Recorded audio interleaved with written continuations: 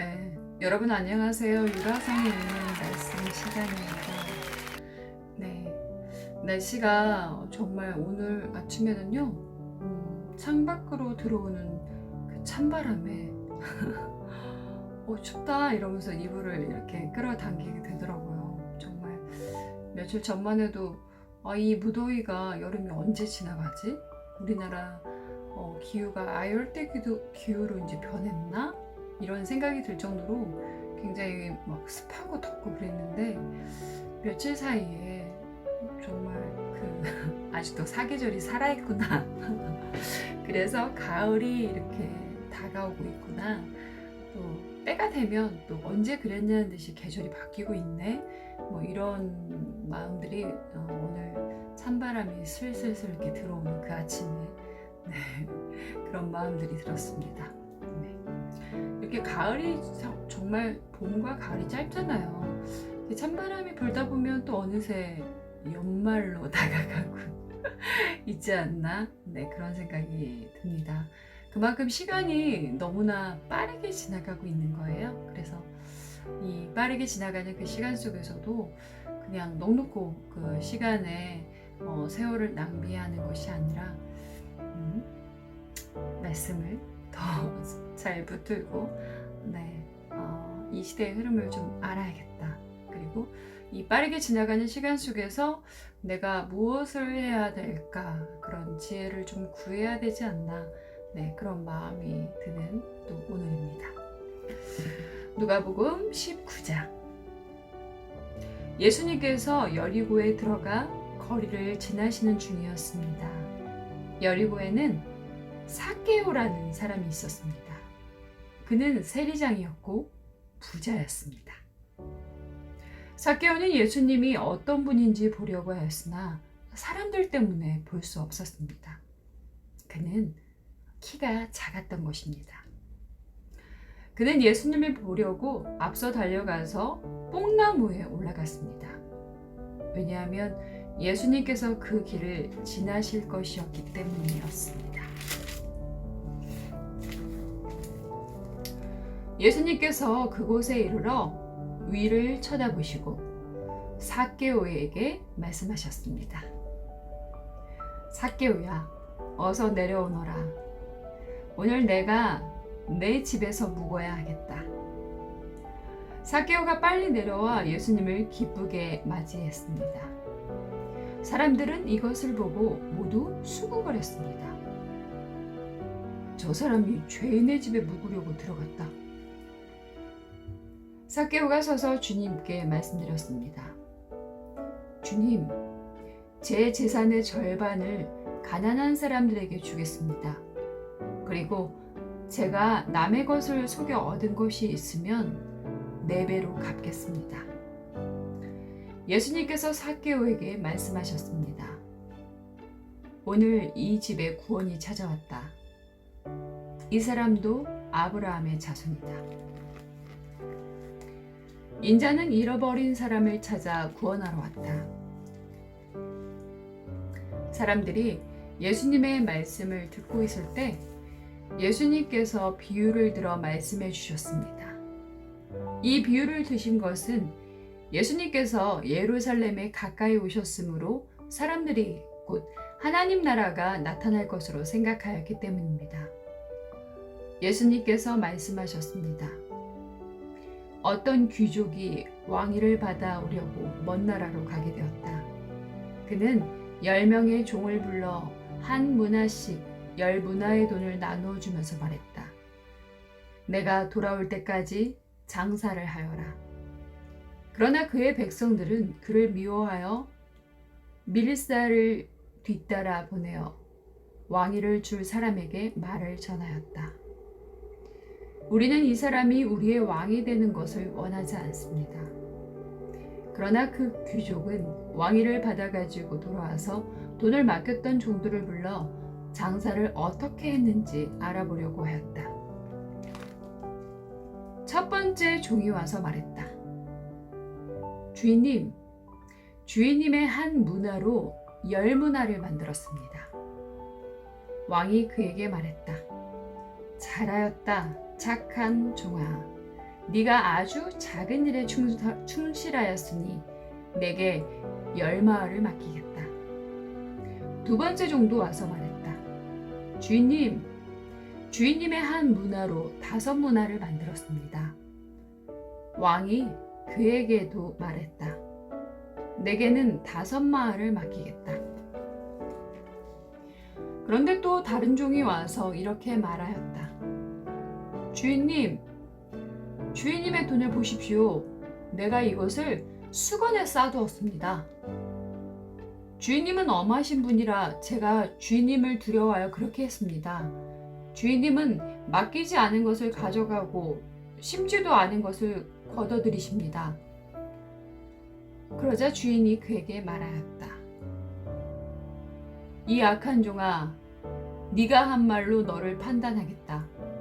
너는 내가 맡기지 않은 것을 가져가고 심지도 않은 것을 걷어들이는 엄한 사람으로 알았느냐?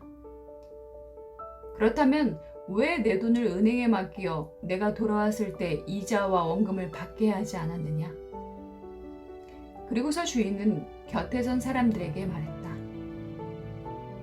저에게 있는 문화를 빼앗아 10문화 가진 사람에게 주어라. 그러자 사람들이 말했다. 주인님, 그에게는 이미 10문화가 있습니다. 내가 너희에게 말한다. 있는 사람은 더 받을 것이고 없는 사람은 있는 것마저 빼앗길 것이다. 그리고 내가 왕이 되는 것을 원치 않던 내 원수들을 끌어다가 내 앞에서 죽여라. 예수님께서 이 말씀을 하시고 앞장서서 예루살렘을 향해 올라가셨습니다. 올리브산 근처에 있는 벳바게와 베다니에 이르렀을 때였습니다. 예수님께서 2 제자를 보내셨습니다. 그리고 말씀하셨습니다. 맞은편 마을로 가거라.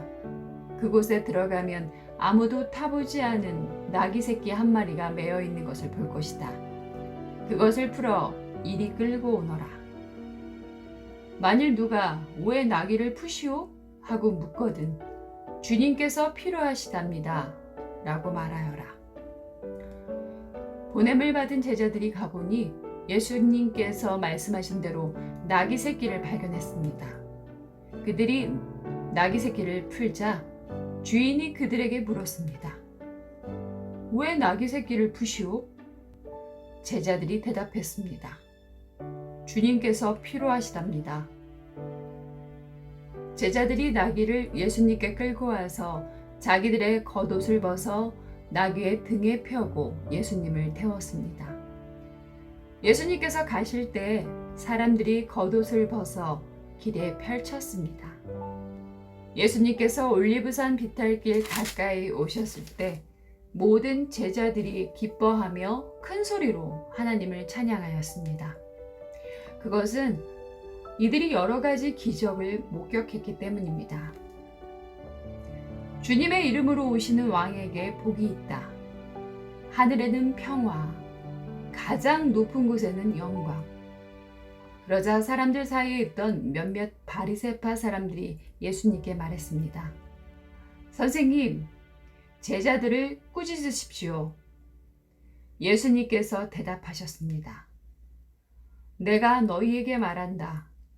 이 사람들이 잠잠하면 돌들이 소리를 지를 것이다. 예수님께서 예루살렘에 가까이 오셔서 그 도시를 바라보시고 눈물을 흘리셨습니다. 그리고 말씀하셨습니다. 오늘 내가 평화의 길을 알았더라면 좋았을 텐데 그러나 지금은 이것이 너에게 감춰져 있다. 네 원수들이 너를 향해 흙덩이를 쌓고 너를 에워싸고 사방으로 포위할 때가 올 것이다. 그리고 너를 짓밟고 너와 함께한 네 자녀들도 짓밟을 것이다. 또한 돌 위에 다른 돌 하나라도 남지 않게 할 것이다. 이는 하나님께서 찾아온 때를 네가 깨닫지 못했기 때문이다. 예수님께서 성전에 들어가 장사하는 사람들을 내쫓기 시작했습니다. 그리고 그들에게 말씀하셨습니다.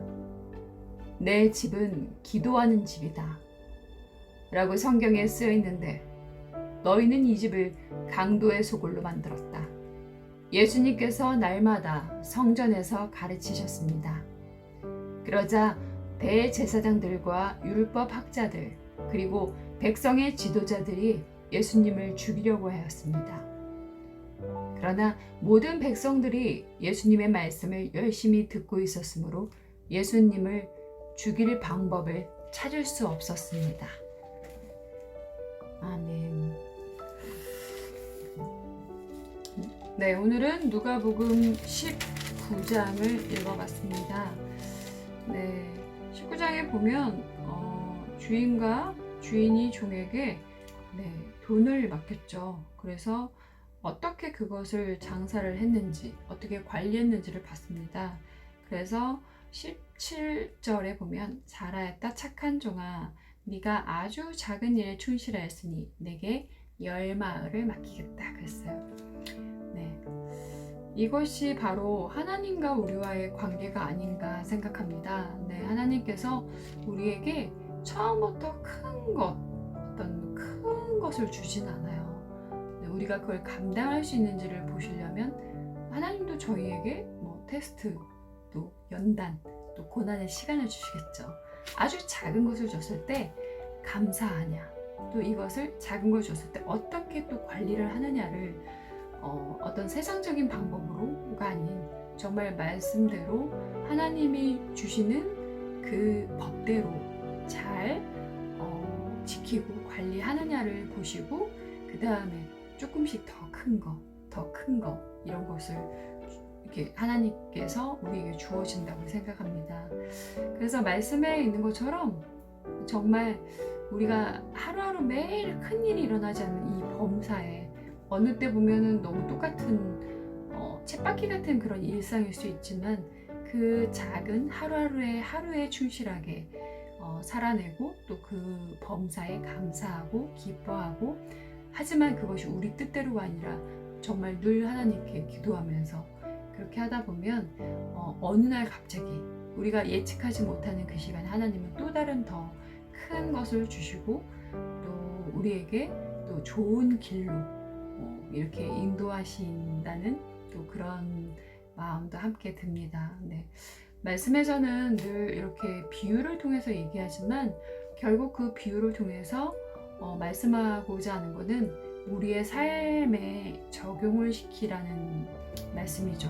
네. 그래서 이렇게 좀 쉽게 알아들으라고 비유를 통해서 우리에게 말씀해 주십니다.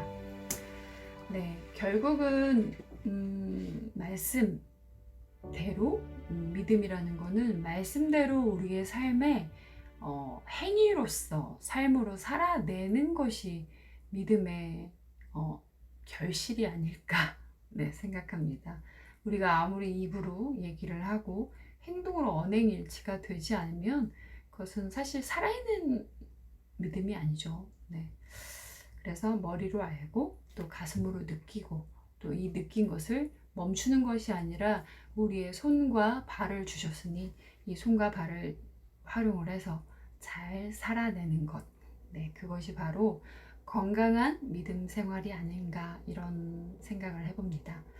오늘은 누가복음 19장을 통해서 아주 작은 것에도 좀 충실된 그런 종이 되자 이런 깨달음을 얻게 되었습니다. 여러분 오늘 밤도 남은 시간 잠자시는 동안에 이 말씀을 묵상하시면서 기도도 하시면서 남은 시간 평안하게 주무시고 또 평안한 시간 보내시길 바랍니다. 여러분 샬롬.